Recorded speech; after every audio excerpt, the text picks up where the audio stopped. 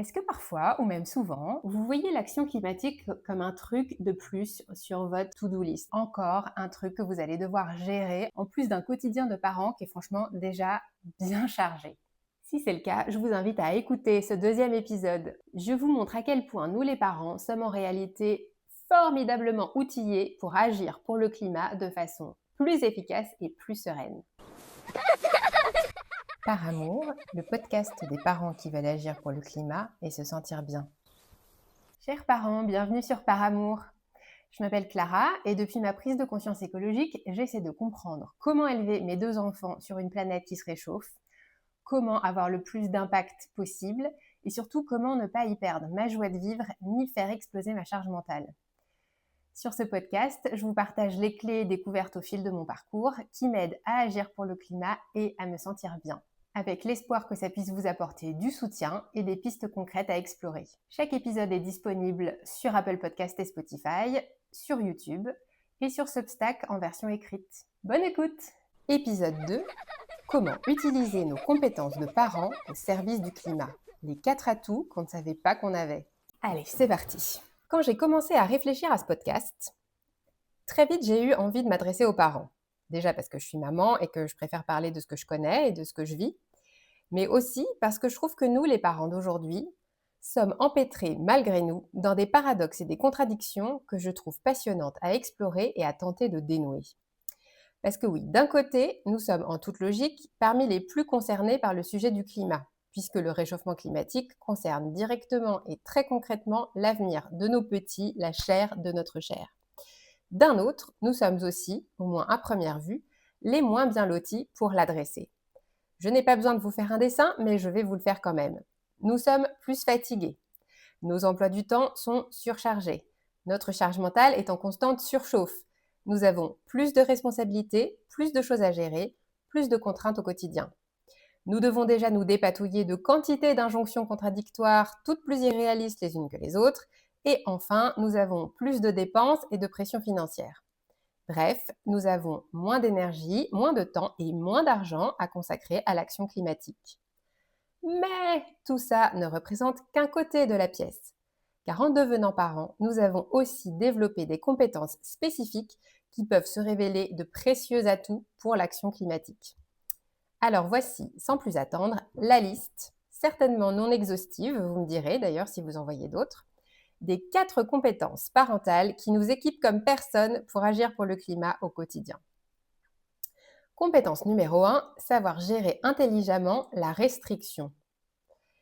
Et oui, quand on est parent, on se retrouve assez vite confronté à la situation suivante.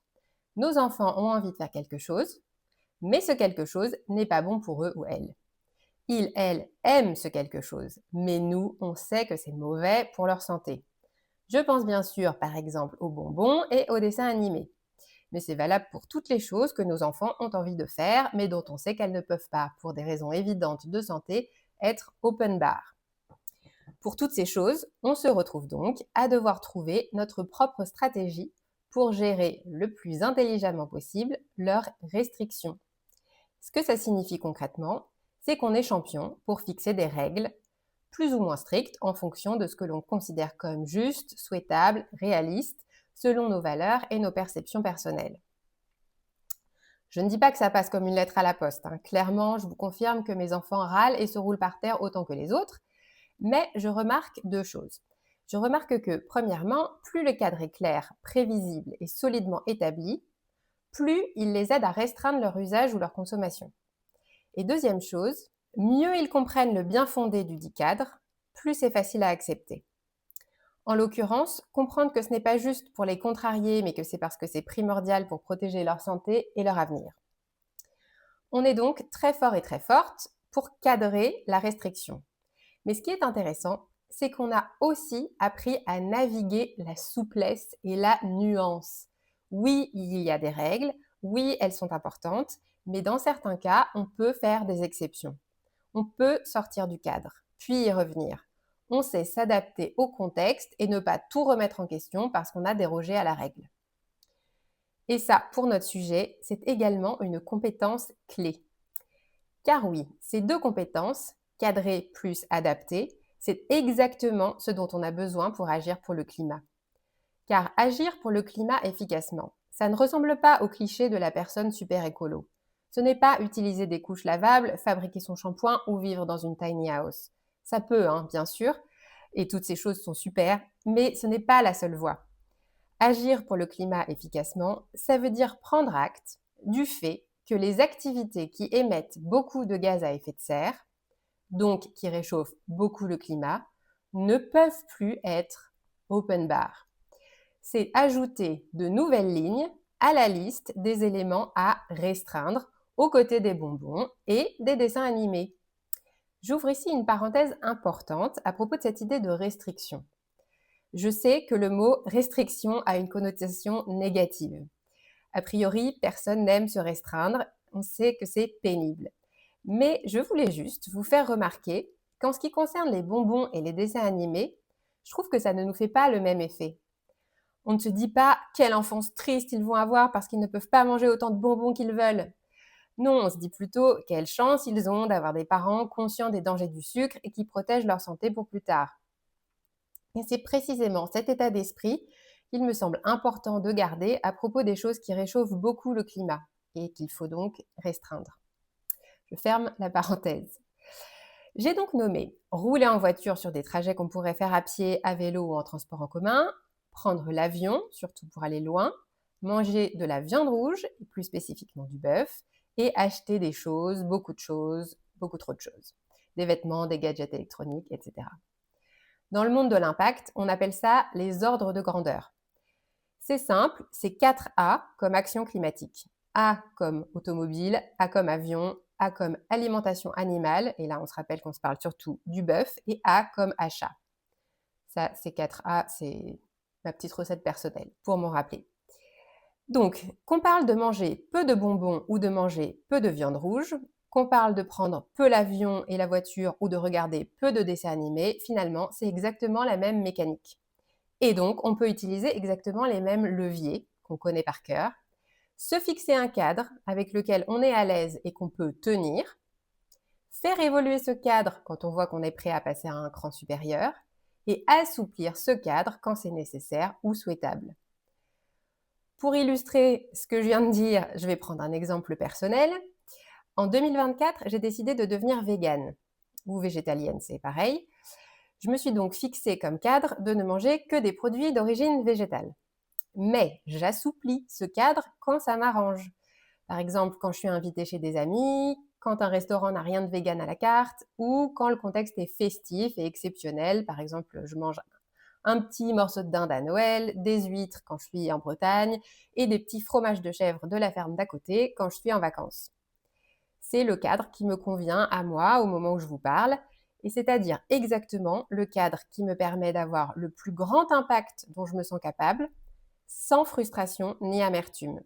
Et pour moi, c'est exactement l'objectif vers lequel on doit tendre, et on ne peut honnêtement rien faire de plus que ça. Compétence numéro 2, savoir réinventer l'organisation du quotidien encore et encore. Quand on est parent, c'est dingue comme tout change tout le temps. Les cartes de l'organisation du quotidien sont rebattues en permanence. Ou alors c'est que moi, mais j'ai l'impression que c'est pas que moi. Dès qu'on a trouvé un rythme qui marche à peu près, paf, un nouvel événement vient bouleverser l'équilibre qu'on avait trouvé et rebelote, on doit tout réinventer. Quand on passe du stade bébé posé sur un tapis au stade où il ou elle commence à se déplacer partout, quand on passe du rythme de la crèche ou de la nounou à celui de l'école, quand un petit frère ou une petite sœur arrive, quand on déménage, quand on doit intégrer au planning déjà plein des activités extrascolaires, et quand on doit s'adapter tous les ans à un nouvel emploi du temps fixé par le collège, etc. C'est fatigant, mais c'est très propice au changement. Car qui dit repenser tous les 4 matins notre manière de fonctionner, dit forcément devoir remettre en question nos habitudes et en adopter de nouvelles. Si vous repensez à tout ce que vous avez changé depuis l'arrivée de vos enfants, je suis sûre que vous voyez de quoi je parle. Et ça peut être très bon pour le climat. Car on peut se saisir de toutes ces fenêtres de changement ouvertes par la parentalité pour adopter, tant qu'à faire, des habitudes qui soient meilleures pour le climat. De mon côté, je pense à 2 exemples. Le premier concerne les courses alimentaires. Depuis que j'ai 2 enfants, je fais majoritairement mes courses en ligne parce que passer systématiquement la moitié de mes samedis à faire un gros plein de courses au supermarché avec des enfants qui râlent et réclament des jouets, ça, c'est pas possible pour moi, ça me donne des boutons. Donc, j'ai appris à faire les courses en ligne. Et du coup, quand j'ai découvert la fourche et le fourgon, j'ai tout de suite pu adopter cette nouvelle habitude d'achat parce que j'étais déjà habituée à fonctionner en commande puis livraison. Et d'ailleurs, petite parenthèse, si vous ne connaissez pas la fourche, c'est super. En gros, c'est du bio mais moins cher. Et le fourgon, pareil, c'est super, c'est des produits consignés. Le deuxième exemple auquel je pense concerne les vacances. Parce qu'avant d'avoir des enfants, je partais en vacances à l'étranger en avion.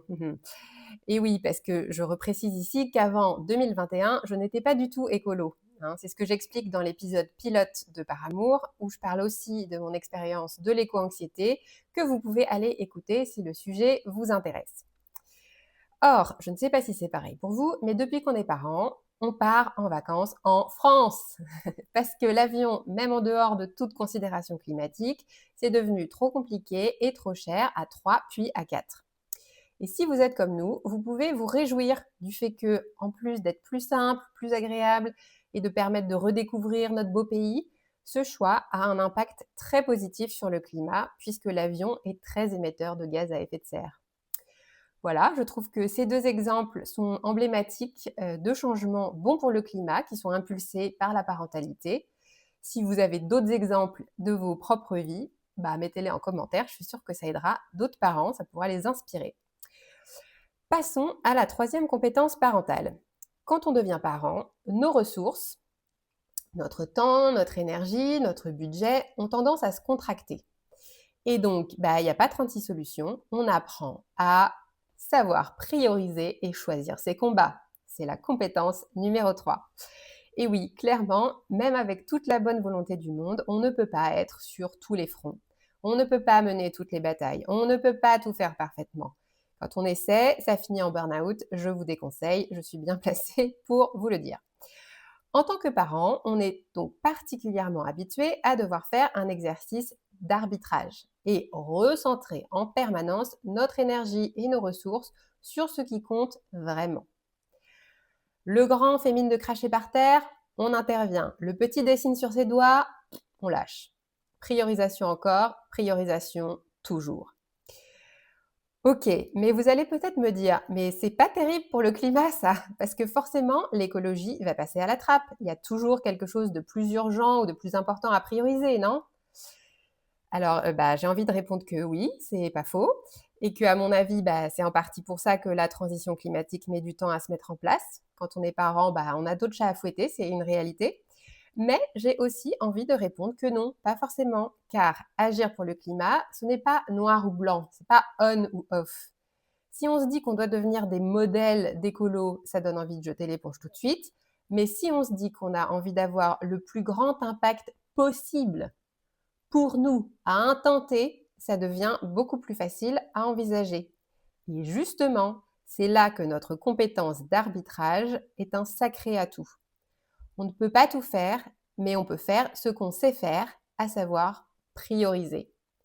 On peut choisir nos combats climatiques en se concentrant sur ce qui a le plus d'impact, donc vous vous rappelez des 4 A, avion, auto, alimentation animale, achat, et qui est le plus simple, le plus fluide, le plus bénéfique à mettre en place pour nous. Et quand on y arrive, qu'est-ce que ça fait du bien? Ça produit quelque chose de rare et de précieux, de la fierté et de la cohérence. Et ça m'amène tout droit à mon dernier point. Compétence numéro 4, être surentraîné en renforcement positif. Le renforcement positif, c'est notre quotidien. Je pense qu'on en est toutes et tous arrivés au même constat. Pour avoir une chance que nos enfants adoptent les comportements qu'on aimerait bien qu'ils adoptent, il faut les encourager. Et pour les encourager, il faut les féliciter, les acclamer, leur montrer à quel point on voit et on apprécie leurs efforts et leurs progrès. Bref, ne pas hésiter à en faire des caisses à coups de «Waouh, tu as accroché ton manteau au porte-manteau, c'est merveilleux!» et de «Oh, mais c'est toi qui as rapporté ton assiette à la cuisine tout seul? Oh, mais t'es trop un petit chou!» Alors voilà, Pourquoi, et je vous le demande, est-ce que ce serait différent pour nous les adultes et nos comportements proclimatiques? Comment? Je vous le demande toujours. On peut penser une seule seconde qu'on va arriver à adopter de nouvelles habitudes qui freinent le réchauffement climatique si tout ce qu'on pense y gagner, c'est cocher les mentions inutiles, de l'éco-anxiété, de l'amertume, moins de loisirs, moins d'argent, de la frustration, de l'impuissance, de la culpabilité, du découragement. Bon, ok, personne ne pense ça sérieusement, mais ce que je veux dire, c'est que ça me paraît évident, indispensable et urgent que nos choix pro-climatiques, même quand ils nous paraissent tout petits et maladroits, aient le droit au même traitement de faveur que les efforts du petit dernier pour ne pas inonder la salle de bain quand il se lave les mains.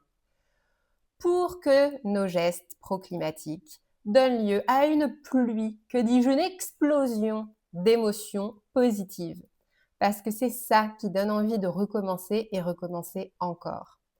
Alors oui, j'aimerais qu'on s'applaudisse, qu'on se remercie, qu'on se déroule le tapis rouge, qu'on s'offre le grand jeu du renforcement positif à nous-mêmes. Et ça me paraît tellement important que ce sera le thème du prochain épisode dans lequel je vous partage l'une de mes recettes favorites pour renforcer mes choix pro-climatiques. Si ça vous intéresse, abonnez-vous pour être au courant de sa sortie. Merci beaucoup d'avoir écouté cet épisode de Par Amour. J'espère qu'il a pu alimenter vos réflexions et peut-être qu'il vous a donné envie d'utiliser vos super compétences de parents au service du climat. Si vous avez envie de soutenir Par Amour, vous pouvez ajouter des étoiles et des commentaires sur Apple Podcast ou Spotify, liker ou commenter la vidéo sur YouTube et puis vous abonner à la chaîne, ou encore vous inscrire à la newsletter sur Substack pour recevoir la version écrite dans vos boîtes mail. Et bien sûr, si vous pensez à d'autres parents à qui ce podcast pourrait plaire, partagez-leur l'épisode, ça m'aidera énormément à faire grandir Par Amour et j'espère surtout que ça pourra les aider aussi. Merci encore d'avoir écouté l'épisode jusqu'au bout et je vous dis à très bientôt pour le prochain épisode.